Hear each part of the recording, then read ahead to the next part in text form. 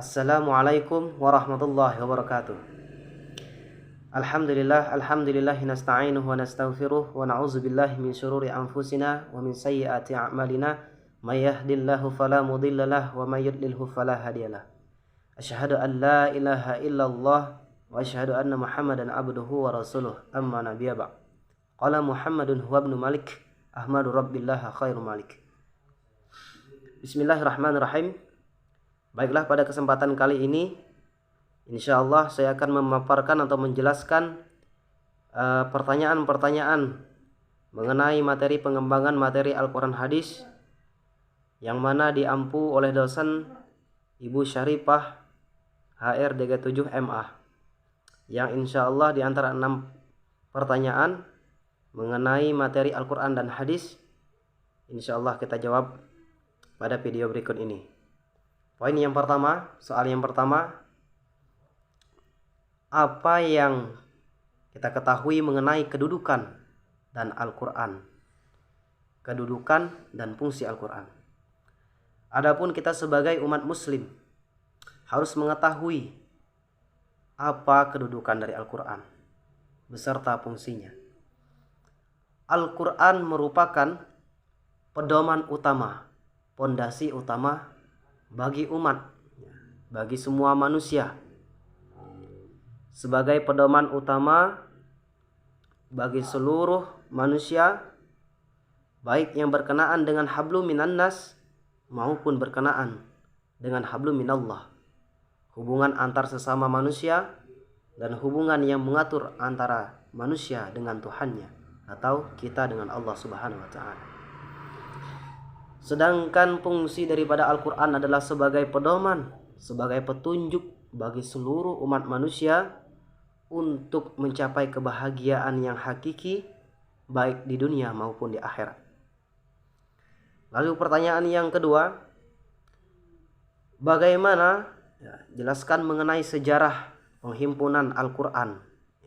Berarti kita berbicara tentang proses, bagaimana proses pembukuan dan penghimpunan Al-Quran pada masa Rasulullah SAW dan selanjutnya.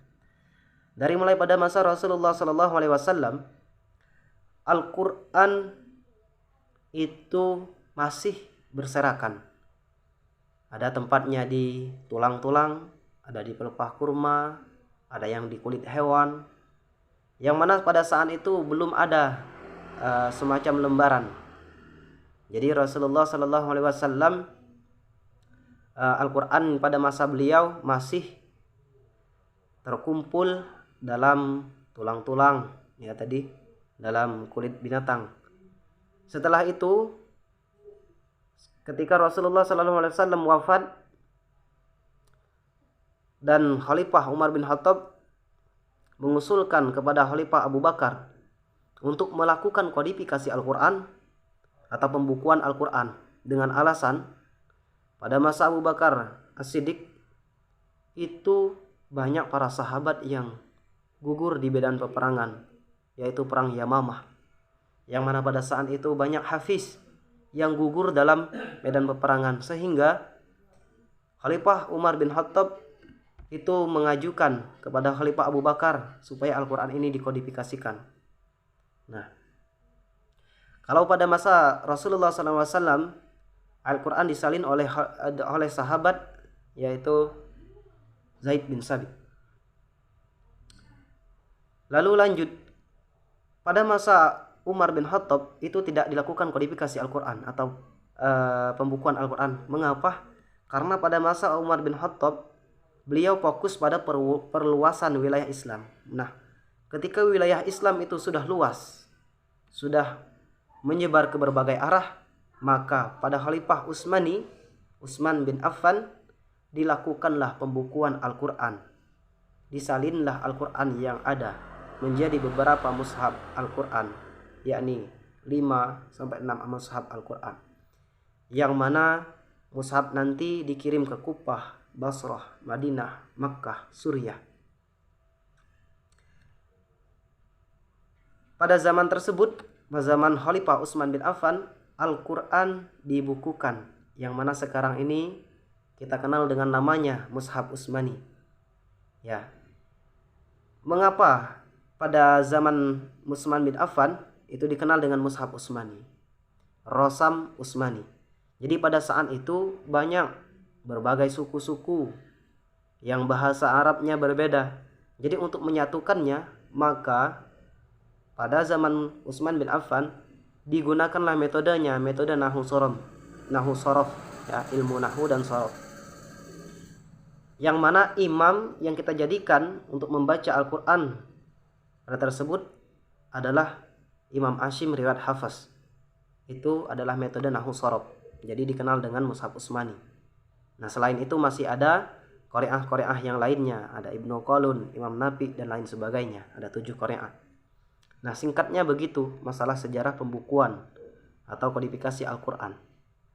Yang akhirnya pada masa Utsman bin Affan pecah ataupun maksudnya menyebar ke berbagai wilayah, baik itu dikirim ke Kufah, Basrah, Suriah, Madinah.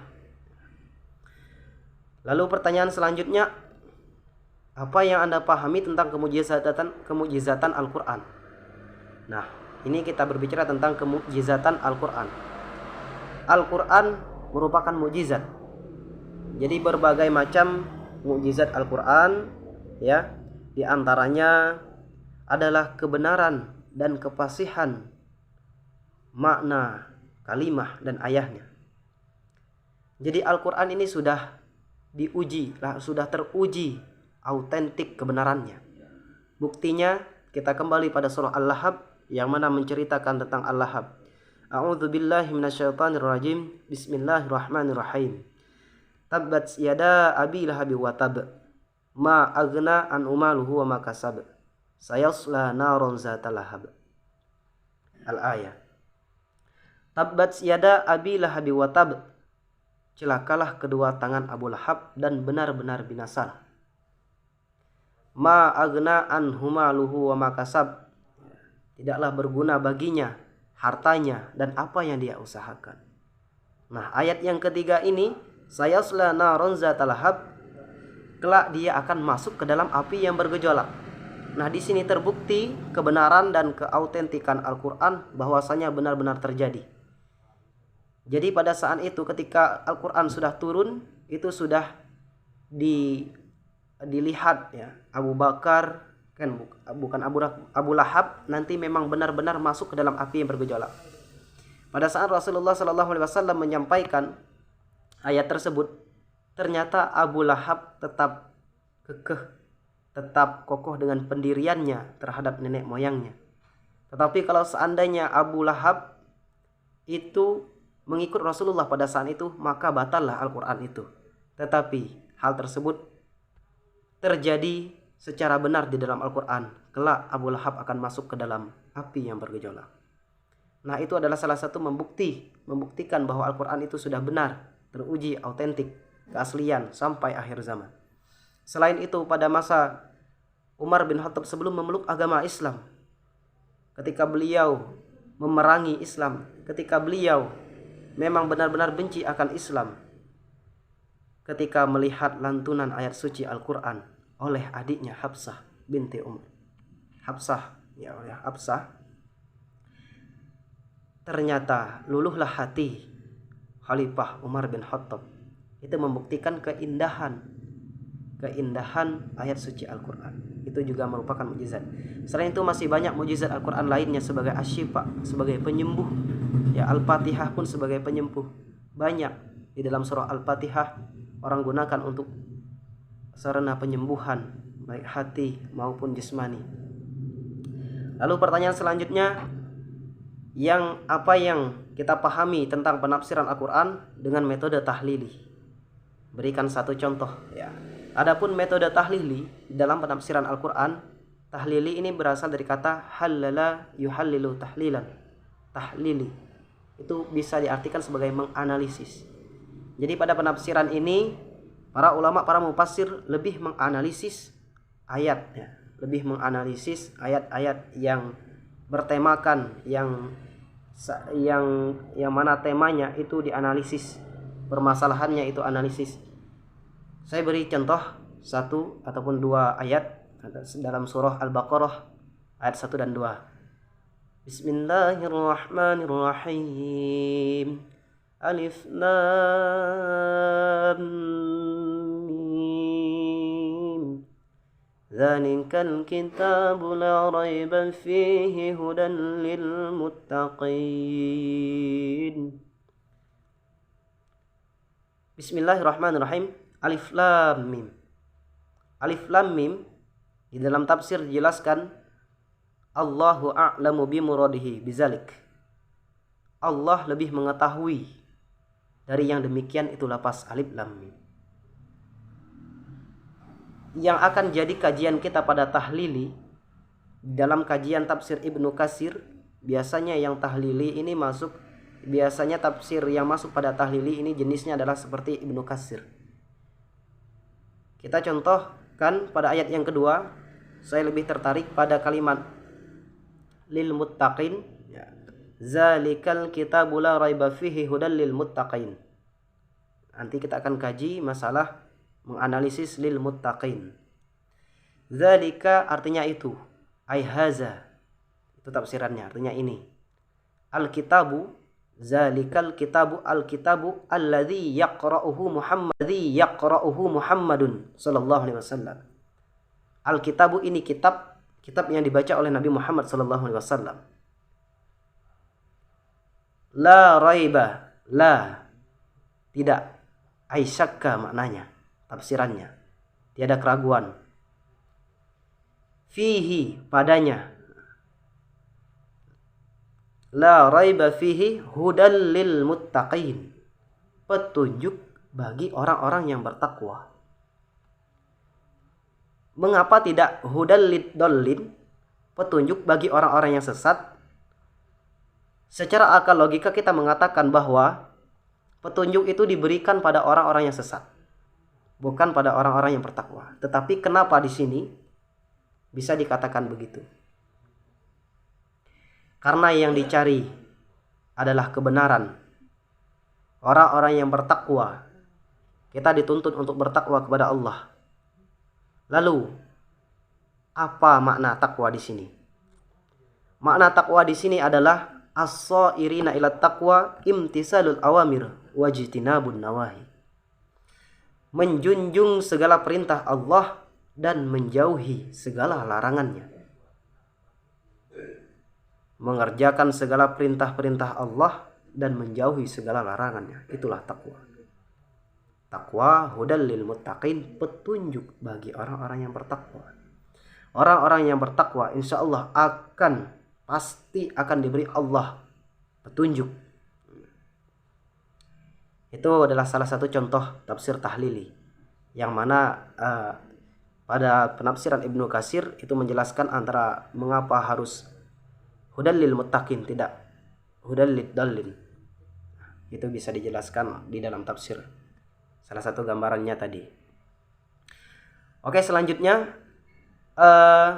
berikan satu hadis, ya, soal yang kelima, berikan satu contoh hadis sahih, kemudian berikan penjelasannya mengenai status kesahihan hadis tersebut.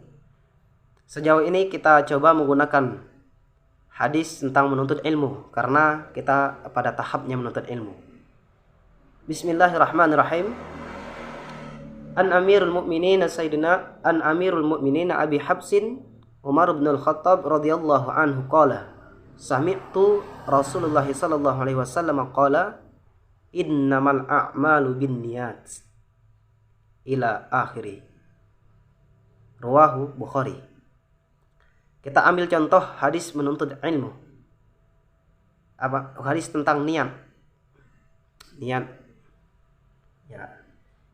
Jadi yang mana yang dikatakan sebagai matan?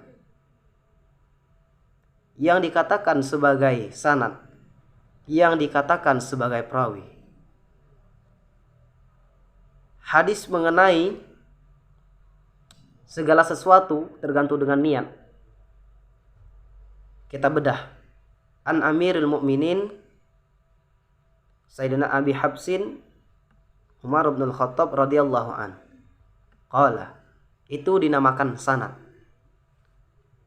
Maka hadis yang sahih, kriteria hadis yang sahih itu harus bersambung sanadnya dari Amirul Mukminin Abi Habs Umar bin Khattab radhiyallahu an. Apa katanya? Qala sami'tu Rasulullah sallallahu alaihi wasallam. Saya mendengar Rasulullah sallallahu alaihi wasallam bersabda. Qala innamal a'malu binniyat. Nah, ini yang dikatakan matan. Jadi isi pada suatu hadis ini dikatakan matan. Sesungguhnya segala sesuatu itu tergantung dengan niatnya. Lalu mana yang dikatakan sebagai perawi? Hadis tadi itu masih panjang, namun kita singkatkan saja ila akhirih. Yang dikatakan perawi itu adalah ruwahul Bukhari. Nah, hadisnya diriwayatkan oleh Bukhari. Singkatnya begitu. Lalu soal yang terakhir, jelaskan syarat kesahihan hadis dari segi matan. Jadi sahihnya hadis itu bisa dari segi sanad, bisa dari segi matan. Syarat kesahihan dari segi matan itu ada dua. Yang pertama, ghairu syadz. Tidak ada kejanggalan. Yang pertama, tidak ada kejanggalan atau ghairu syadz. Yang kedua, la illat. Tidak ada cacat. Nah, itu adalah syarat dari kriteria hadis dari segi matannya. Tidak janggal, kalimatnya tidak janggal. Apabila matan tersebut diterakan, ternyata dilihat dari sanad bersambung atau tidak, matannya jelas atau tidak, isinya bertentangan atau tidak dengan syariah Islam, maka kalau seandainya tidak bertentangan, insya Allah dan pasti itu adalah hadis yang sahih. Dilihat juga matannya tersebut mengalami cacat atau tidak. Ya, salah satu tanda matannya cacat bisa jadi terpotong dan tidak tahu apa setelahnya, ya, oleh perawi-perawi hadis sebelum-sebelumnya. Tetapi apa seandainya sanadnya sudah jelas, dari perawi hadisnya itu dobit, kuat hafalan, kuat ingatan, dan tidak munafik atau tidak pernah berbohong, insya Allah pastinya hadis tersebut ada hadis yang sahih. Jadi kesimpulan dari jelas syarat-syarat kesahihan hadis dari segi matan adalah ghairu syadz, tidak ada kejanggalan, la illat, tidak cacat. Kemungkinan hanya itu yang dapat saya sampaikan. Kurangnya saya mohon maaf. Kepada Allah kita sama-sama mohon ampun. Terima kasih kepada Ibu Syarifah. Saya ucapkan akhirul kalam, wabillahi taufik wal hidayah. Wassalamualaikum warahmatullahi wabarakatuh.